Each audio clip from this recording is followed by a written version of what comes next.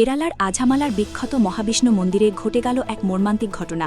মন্দিরে উপস্থিত একটি হাতি হঠাৎ নিয়ন্ত্রণের বাইরে চলে যায়।